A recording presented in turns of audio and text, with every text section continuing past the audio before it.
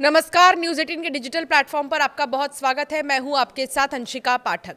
नौगाम थाने में शुक्रवार देर रात हुए दुर्घटनावश विस्फोट की प्रारंभिक जांच से पता चला है कि फॉरेंसिक टीम द्वारा अत्यधिक रोशनी के इस्तेमाल के कारण भीषण धमाका हुआ।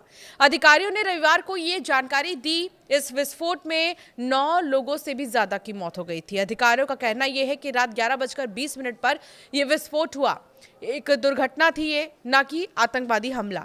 ये घटना उस वक्त हुई जब एक टीम हरियाणा के फरीदाबाद स्थित अल-फलाह विश्वविद्यालय से लाए गए जब्त विस्फोटक सामग्री की अंतिम पेटी से नमूने ले रही थी। नमूने एकत्र करने के लिए केंद्रीय फॉरेंसिक विज्ञान प्रयोगशाला और राष्ट्रीय सुरक्षा गार्ड ने विशेषज्ञों की टीम ने इस क्षेत्र का दौरा किया। अधिकारियों का यह मानना है कि अंतिम कुछ पेटियों में तरल पदार्थ था, संभवतः एसीटोफेनॉन, हाइड्रोजन और पेरोक्साइड और सल्फ्यूरिक जो एसिड है उसका मिश्रण है। ये तरल पदार्थ की बारीकी से जांच करने के लिए प्रकाश व्यवस्था बढ़ा दी गई थी, जिसके कारण भीषण विस्फोट हुआ है। एस्टोफेनॉन एक सामान्य औद्योगिक रसायन है जो एसीटोन पेरोक्साइड नामक अत्यधिक खतरनाक और संवेदनशील तत्कालिक विस्फोटक बनाने के लिए एक महत्वपूर्ण घटक है। जम्मू कश्मीर पुलिस के महानिदेशक नलिन प्रभात और संयुक्त सचिव कश्मीर प्रशांत लोखंडे ने शनिवार को एक बयान जारी किया था। जैसे ही उन्होंने बयान जारी किया, आतंकी हमले की अटकलों को उन्होंने खारिज कर दिया। प्रभात और लोखंडे ने कहा कि बरामदगी की संवेदनशील प्रकृति के कारण नमूना लेने की प्रक्रिया और संचालन का कार्य एफएसएल टीम द्वारा अत्यंत सावधानी के साथ किया जा रहा था। उन्होंने कहा, लेकिन इस प्रक्रिया के दौरान दुर्भाग्य से रात लगभग 11:20 पर दुर्घटनावश विस्फोट हुआ है। दोनों ही अधिकारियों ने श्रीनगर और नई दिल्ली में मीडिया के समक्ष बयानों में ये जानकारी दी है। जिन सामग्रियों से नमूना लिया जा रहा था वो पहले बरामद किए गए लगभग 360 किलोग्राम विस्फोटक पदार्थों, अमोनियम नाइट्रेट, पोटेशियम नाइट्रेट और सल्फर समेत रासायनिक पदार्थों का हिस्सा थी। मूल मामला नौगाम थाने में दर्ज है और विस्फोटक उसी पुलिस थाने की संपत्ति थे, इसीलिए विस्फोटकों को इतनी दूर ले जाने की जरूरत थी। विस्फोटक से पुलिस थाने की इमारत बुरी तरह क्षतिग्रस्त हो गई है और आसपास की इमारतें भी प्रभावित हुई हैं। मृतकों में मोहम्मद शफी पारे 47 साल के वो भी शामिल थे, जो एक स्थानीय दर्जी थे, माफ कीजिएगा, और अपने परिवार के लिए एकमात्र कमाऊ सदस्य थे।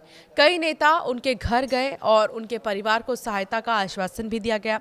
राज्य अन्वेषण अभिकरण के निरीक्षक इसरार अहमद शाह भी मारे गए हैं, जो 2011 में पुलिस बल में भर्ती हुए थे और एक मृदुभाषी एवं मददगार अधिकारी के रूप में जाने जाते थे। कुपवाड़ा जिले में उनके परिवार में पत्नी, 2 छोटे बच्चे और बुजुर्ग माता पिता हैं।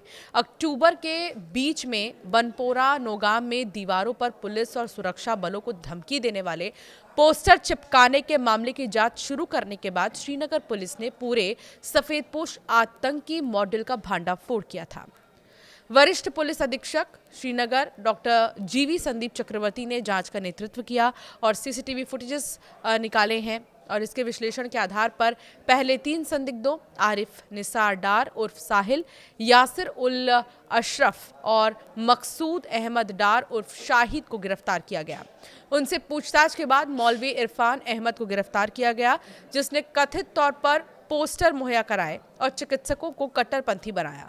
अहमद पूर्व चिकित्सा कर्मी से इमाम बन गया था, अर्ध चिकित्सा कर्मी से वो इमाम बन गया था। सुराग के आधार पर जांच अधिकारी फरीदाबाद स्थित अल-फलाह विश्वविद्यालय पहुंचे, जहां डॉक्टर मुजफ्फर गनी और डॉक्टर शाहीन सईद को गिरफ्तार किया गया और भारी मात्रा में रासायनिक सामग्री जब्त की गई। जांच अधिकारियों का मानना है कि पूरा मॉड्यूल चिकित्सकों की एक मुख्य तिकड़ी द्वारा चलाया जा रहा था। मुजम्मिल गनी, उमर नबी और साथी मुजफ्फर राठेर अभी फरार है, जिसकी तलाश लगातार जारी है। और उमर नबी का नाम तो आप जानते ही हैं। 10 नवंबर को लाल किले के पास विस्फोट में शामिल था वो कार में और कार वही चला रहा था।